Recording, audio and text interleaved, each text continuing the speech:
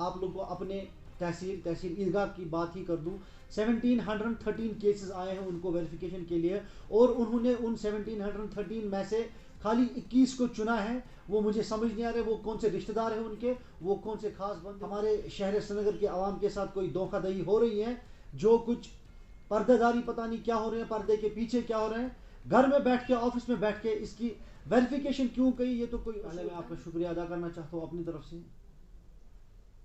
पिछले कुछ दिनों से मैं देख रहा हूँ मेरे वार्ड में, वैसे पूरे शहर श्रीनगर में, शहर श्रीनगर के पूरे जम्मू कश्मीर में हाउसिंग एंड अर्बन डिपार्टमेंट की तरफ से जो कुछ यहाँ के गरीब गुरबात को छोटे से मकान बनाने के लिए थोड़ी सी कुछ रकम मिलती थी। पहले तो उनको उसके लिए दर दर की ठोकरें खानी पड़ती है, कभी एक ऑफिस कभी दूसरे ऑफिस। तो हाल ही में जिनका एक एक इंस्टॉलमेंट मिला हुआ है पिछले साल डेढ़ साल पहले, उनके लिए गवर्नमेंट ने एक वेरिफिकेशन टीम मुंतखब किया था। मुझे ये बात समझ नहीं आ रही है वो वेरिफिकेशन टीम किसके पास गई, किस बलबूते पे उन्होंने ट्रेसड अनट्रेसड यस नो उस लिस्ट पे लिखा, किस बलबूते पे किसके पास वो गए, किनके घर में उन्होंने देखा कि किसको मजबूरी है किसको ज़रूरत है। अगर उन्होंने थोड़े से पैसे उनको दे दिए, उस थोड़े से पैसे से उन्होंने काम स्टार्ट किया, तो उसके बाद पैसे आज तक इन्होंने क्यों रोके हैं, इसका कुछ बैकग्राउंड समझ नहीं आ रहा है। आप लोग को अपने तहसील ईदगाह की बात ही कर दूं, 1713 केसेस आए हैं उनको वेरिफिकेशन के लिए, और उन्होंने उन 1713 में से खाली 21 को चुना है। वो मुझे समझ नहीं आ रहे वो कौन से रिश्तेदार हैं उनके, वो कौन से खास बंदे हैं उनके। उन्होंने खाली 21 को चुना है, बाकी को उन्होंने लिखा है अनट्रेसड यस नो। उन पे किसी ऑफिस में बैठ के उन्होंने उनको अगर उनको चाहिए था, उनको घर घर जाना था, उनको चाहिए था, उनको देखना था कि कौन इस काबिल हैं, कौन इस लायक हैं, किसको मिला है किस्त और दूसरी किस्त किसको मिलनी चाहिए। ये सरासर इनमें कुछ फ्रॉड ऐसी हुई है कि ये मजबूर हो गए। ऑफिस में किसी के घर कोई आज तक कोई ऑफिशियल नहीं आया। अगर हम बात करें हमारे म्यूनसिपल कॉर्पोरेशन की, हमारे वार्ड ऑफिसर को भी इसमें एक मेंबर रखा गया था। मुझे नहीं लगता है कोई वार्ड ऑफिसर इस वक्त अभी तक किसी के घर गया है ये देखने के लिए कि कौन बेनिफिशियरी इसके काबिल है, कौन इसके काबिल नहीं है। इसमें सरासर कुछ ना कुछ धांधलियाँ हो गई है, इसमें सरासर कुछ ना कुछ हमारे शहर श्रीनगर के आवाम के साथ कोई धोखाधड़ी हो रही है, जो कुछ पर्देदारी पता नहीं क्या हो रहे हैं, पर्दे के पीछे क्या हो रहे हैं, घर में बैठ के ऑफिस में बैठ के इसकी वेरिफिकेशन क्यों कही, ये तो कोई उसूल है नहीं। अगर यहाँ के डीसी साहब ने टीम मुंतखब की थी, उनको चाहिए था घर घर जाए, फिर सामने आ जाता कौन सही है कौन गलत है, तो उसी अकॉर्डिंग उनको चाहिए था रिपोर्ट अपना देना। आते वार्ड ऑफिसर को इसमें एक मेंबर रखा गया था। अगर तहसीलदार साहब पे कोई चिट्ठी आ गई वेरिफिकेशन की, उसको अगर टीम भेजनी थी अपना, उनको जो कंसर्न पटवारीज होते हैं वार्ड ऑफिसर को भी रखा था इसमें, और भी हाउसिंग डिपार्टमेंट से एक बंदे को रखा था, 4 बंदों को मुंतखब किया गया था। लेकिन इन्होंने क्या किया, इन्होंने पटवारी साहब को अपने ऑफिस में लिया, उससे रिपोर्ट ले ली, जिसको वो बाई फेस जानते थे उनका पॉजिटिव कर दिया, और जिसको नहीं जानते थे, जिनके पास वो जा नहीं सके, उनको नेगेटिव में कर दिया। तो उनके साथ ये धोखाधड़ी क्यों, उनके साथ ही क्यों ये जुल्म, सरासर ये गलत है, सरासर ये जुल्म है। अब हम अपनी तरफ से आपकी चैनल की माध्यम से यहाँ के हमारे एलजी साहब तक ये बात पहुँचाना चाहते हैं कि वो अपने हमारी यहाँ की डिविजनल एडमिनिस्ट्रेशन उनको कन्वे करे कि इस पे दोबारा रिवेरिफिकेशन होनी चाहिए। ये हाउसिंग केसेस यहाँ की जो गरीब आवाम है वो इसमें खाली एक कमरा उनका बन सकता है, और इस चीज़ के लिए भी अगर उनको 4 साल 5 साल दर दर की ठोकरें खानी है, तो यह हम जैसे लोगों के लिए, अगर उन्होंने हमें मुंतखब किया है, अगर हम ये बात न उठाए, अगर हम ये बात आप लोगों के माध्यम से हमारे ऑनरेबल गवर्नर साहब तक ना पहुंचाए, तो हम तक ये बड़ी शर्म की बात है। तो हमें फिर चाहिए, हमें सीधे रिज़ाइन करना चाहिए। मैं पिछले 20 दिनों से आता जा रहा हूँ, डीसी साहब, एडिशनल डीसी साहब, या अभी जो हमारे डीजीएम है इस हाउसिंग के, या एडीजीएम है हाउसिंग के, उन तक मैंने बहुत बार रिक्वेस्ट की, उनको मैंने अपनी तरफ से बहुत गुजारिशें की कि ये मसला जो है आप ये वेरीफाई की, और इस मसले को अच्छे तरीके से आप सुलझाए, ताकि जो गरीब गुरबात का हक है वो उन तक पहुंचना चाहिए। और इसमें जो भी अगर कोई मुलवस हो किसी भी धांधली में, तो उसको सज़ा मिलनी चाहिए। आपको पता होगा यहाँ पे हमारे कश्मीर में क्या आता चला है, यहाँ पे जो अफसरशाही है वो तो हमें हमारी सोच के समझ के बाहर है। इन अफसरों को जो लगता है हमें अपना बंदा है, इन अफसरों को कोई मिठाई का डिब्बा लेके जब ऑफिस में आएगा तो उस पर ये मेहरबान हो जाते हैं, तो उसको ये पैसे डालते हैं। इन्होंने अभी तक 1 या 2 किस्त डाली हैं।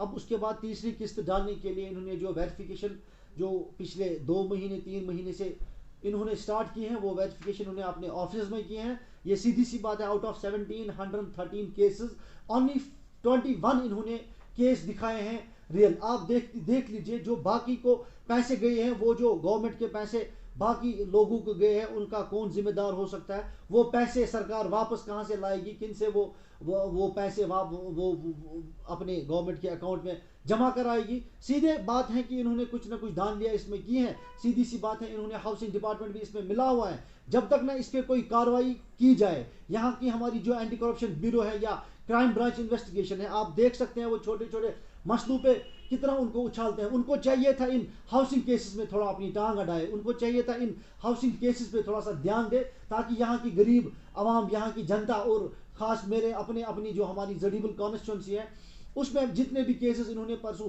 अनट्रेस्ड दिखाए हैं, या खास मेरे अपने वार्ड में जो कि आलमगीर बाजार जडीबल वार्ड जहाँ से मैं इलेक्ट हुआ हूँ, खास उसमें इन्होंने आउट ऑफ 1700 केसेस इन्होंने खाली 21 केसेस पास किए हैं तहसील ईदगाह थ्रू।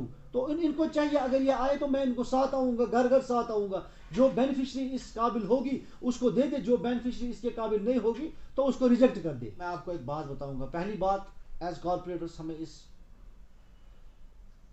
कंस्ट्रक्शंस के साथ कोई वाबस्तगी होती नहीं है, लेकिन जब हम एज इलेक्टेड, अगर मेरे एरिया में किसी को मकान बनाना हो, किसी को कोई बिल्डिंग बनानी हो, उस चीज़ के लिए वो मेरे पास आएंगे और मैं उनको सजेस्ट करता हूँ कि आप अप्लाई कीजिए बिल्डिंग परमिशन के। लेकिन ये एक बदकिस्मती है, हमारे महकमे में एक ऐसा अफसर बैठा है जो कोई ना कोई कुछ ना कुछ ऐसा वैसा कुछ ना कुछ ढूंढ के हर किसी फाइल को आजकल रिजेक्ट कर देते हैं। इसके लिए हमने कमिश्नर साहब को बार बार लिखा, कमिश्नर साहब को हमने बार बार रिक्वेस्ट की, इस मसले के लिए आप मसले पे संजीदगी से सोच लीजिए। और रही बात, इससे पहले आप लोगों को पता होगा, हमने 4 दिन का वो प्रोटेस्ट भी किया था। उस वक्त हमारे पास ड्यूकाम साहब आए थे, उनने 15 दिन का टाइम दिया था। इसमें कोई कुछ नहीं कर सकते कि मकान तो बनाना है। अगर यहाँ कोई फैमिली सेपरेट हो जाती है, उसको अपने बच्चों के लिए कोई ना कोई जगह ऐसी चुननी है जहाँ पे वो उन बच्चों के लिए कोई छत चुने। लेकिन जब इनको परमिशन के लिए साल 2 साल लग जाते हैं तो ये मजबूर होते हैं। इस चीज़ की मैं खाली म्यूनसिपैलिटी पे ये नहीं ब्लेम चढ़ाऊंगा, इसमें अफसरान उनकी गलती है। अगर कहीं ना कहीं बिल्डिंग्स बन गई, मकान बन गए, आपने अगर पुलिस ने 277 का रिपोर्ट दिया, मैं आपको अपनी तरफ से एक श्योरिटी देता हूँ, यहाँ पे 500 निकलने चाहिए, 1000 निकलने चाहिए। जब हमारे अफसरान बैठते नहीं है, जब आप देखोगे हमारे जॉइंट कमिश्नर प्लानिंग, आप उसके पास जाओ, वो उस तरीके से काम कर रहे हैं कि लोग मजबूर हो रहे हैं। आप देख लीजिए जिस तरीके से हमारे कमिश्नर साहब ने एक इनिशिएटिव लिया था, हमारे मेयर साहब ने जो इनिशिएटिव लास्ट लिया था कि इन्होंने जो हमारे यहाँ डेथ या बर्थ सर्टिफिकेट्स का वो जो ऑनलाइन सिस्टम इन्होंने किया था, हमें पहले बहुत गवारा हो गया था कि लोगों को बहुत इसमें मुश्किलात का सामना करना पड़ेगा। लेकिन बहुत अच्छा इनिशिएटिव है, बहुत अच्छे तरीके से लोग इस वक्त उसका फ़ायदा उठा रहे हैं। अभी सुबह अगर वो ऑनलाइन अपनी डेथ हो या बर्थ सर्टिफिकेट के लिए अप्लाई करते हैं,